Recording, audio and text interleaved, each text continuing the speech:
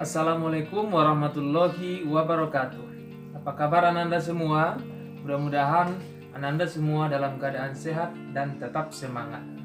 Pada video pembelajaran kali ini kita akan belajar tema 2, subtema 1, pembelajaran 1. Bagaimana penjelasannya? Mari kita ikuti berikut ini.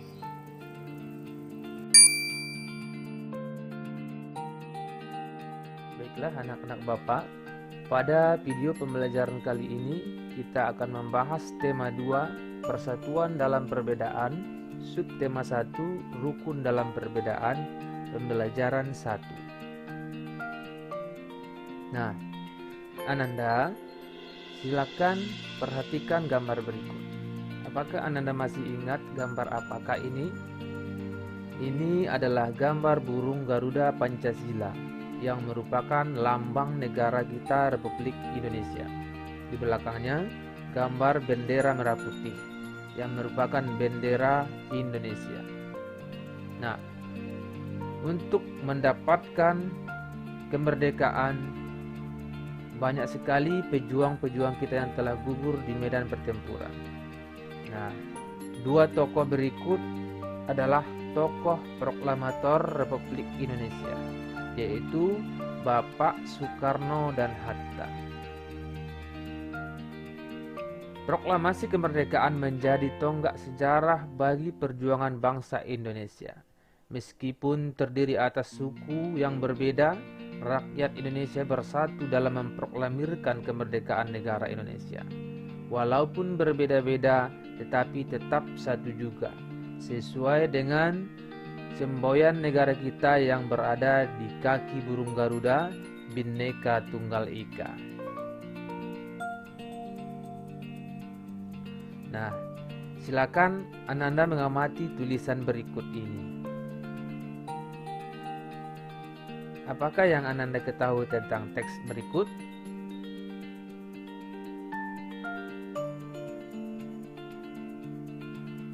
Mari kita baca teks berikut ini. Proklamasi Kemerdekaan Indonesia. Proklamasi kemerdekaan yang dilakukan tanggal 17 Agustus 1945 menjadi peristiwa penting bagi bangsa Indonesia.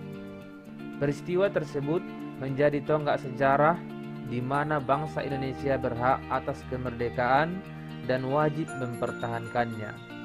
Diawali dengan dijatuhkannya bom atom oleh tentara Amerika Serikat pada tanggal 6 Agustus 1945 di kota Hiroshima dan pada tanggal 9 Agustus 1945 di kota Nagasaki. Jepang akhirnya menyerah kepada tentara sekutu. Peristiwa ini dijadikan kesempatan oleh bangsa Indonesia untuk segera membebaskan diri dari penjajahan bangsa Jepang. Teks proklamasi ditulis di Rumah Laksamana Tadashi Maeda, Jalan Imam Bonjol nomor 1. Para penyusun teks proklamasi adalah Insinyur Soekarno, Dr. Andes Muhammad Hatta, dan Mr. Ahmad Subarjo. Konsep teks proklamasi ditulis oleh Insinyur Soekarno. Saat itu hadir pula BM Diah, Sayuti Melik, Soekarni, dan Sudiro. Soekarno mengusulkan agar yang menandatangani teks proklamasi itu adalah Insinyur Soekarno dan Dr. Andes Muhammad Hatta atas nama bangsa Indonesia. Teks proklamasi diketik oleh Sayuti Melik.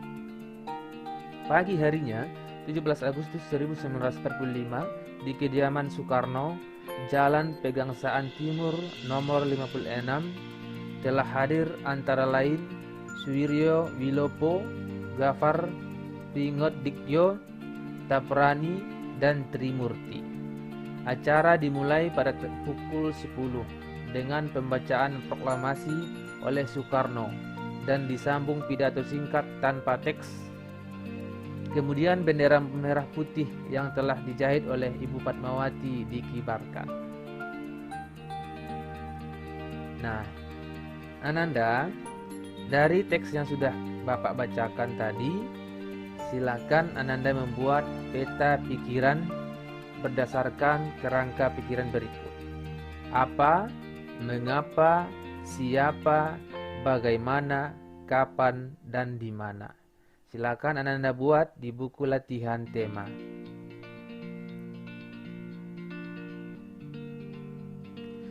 Makna proklamasi kemerdekaan bagi bangsa Indonesia. Yang pertama adalah sebagai puncak perjuangan bangsa Indonesia.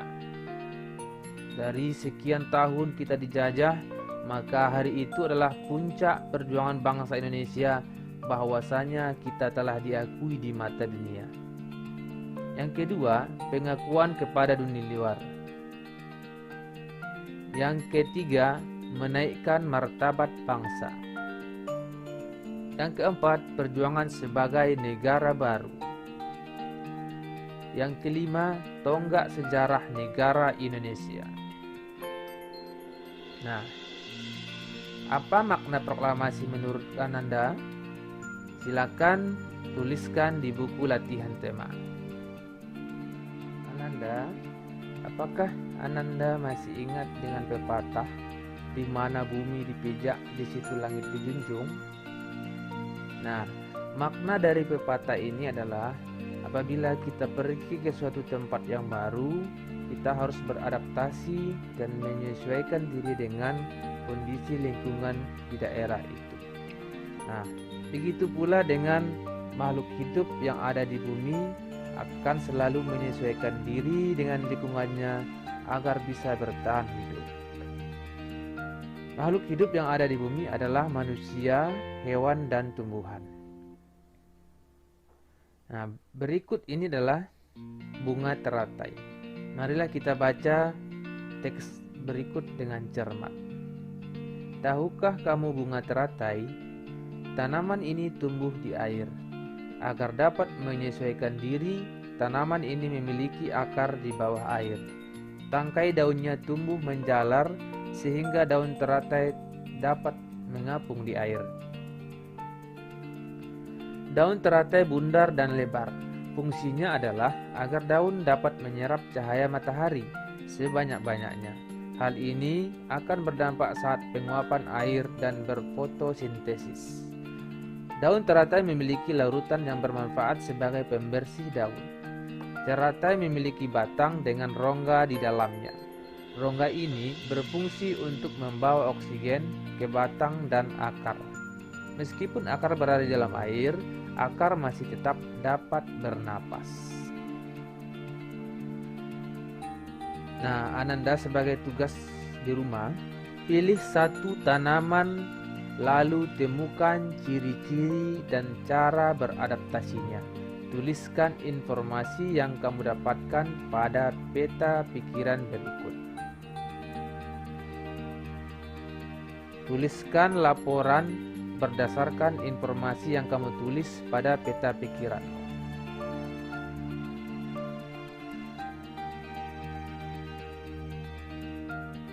Nah, demikianlah penjelasan pembelajaran kita pada hari ini. Silakan Anda mengerjakan tugas yang sudah Bapak berikan.